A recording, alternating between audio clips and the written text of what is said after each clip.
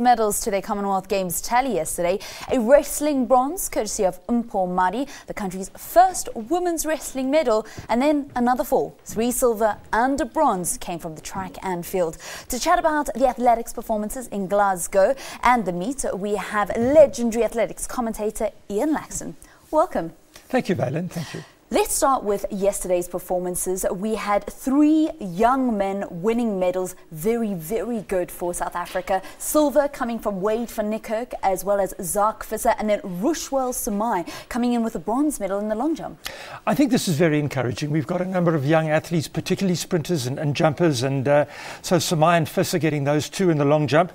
But also Mpho Madi got a silver in the 400 meters, which is fantastic running. I mean, really high-class competition there.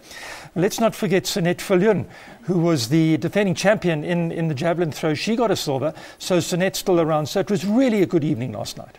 I mean, you speak about Sunette, and I wonder, do you think she'll be a little bit disappointed? Because when she came into the meet as defending champion from the Games in India 4 years ago. Well, I don't know, because, you know, Sunette's been around a long time. I mean, she took part in the World Student Games back in 2005, which was 9 years ago. So I think she's had a great career, and she might go on to the Olympics, but I think she should be quite happy with that. She should be quite happy, and also she was competing against an Australian who threw a Games record, yes. And it was a Games record in the 2nd attempt. Now that's always something very difficult when you're speaking about field events, throwing events. Well, of course, Sunette came through on the last throw with her best throw, so that's really tough. So she's a good competitor. All right, let's speak about our target now, because we are currently on 31 medals. The target, however, is 43. Can we reach that?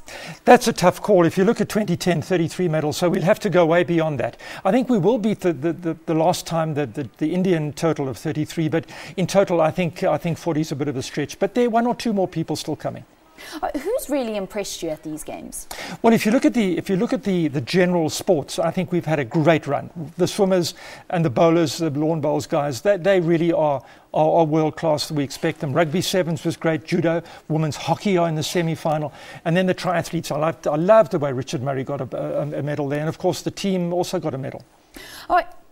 I mean, there's been a lot of star athletes that have taken part in the games. One of them running last night, Karani James. He's the world and Olympic 400 meter champion. And then we had this young South African, Mpho Madi, who also happened to have run the 200 meter semi-finals last night and run in a 400 meter final, and then won silver medal. I mean, it looks like it's going to be a great future for this young man. Well, he's got the new South African record. Remember the old SA record of Arno Malherbe and Mokhonyetsi? He stood forever. It was for years and years, and now Mpho Madi beat it. So he's a great prospect in the low 44s. And I think he can go better. But there are a couple of others.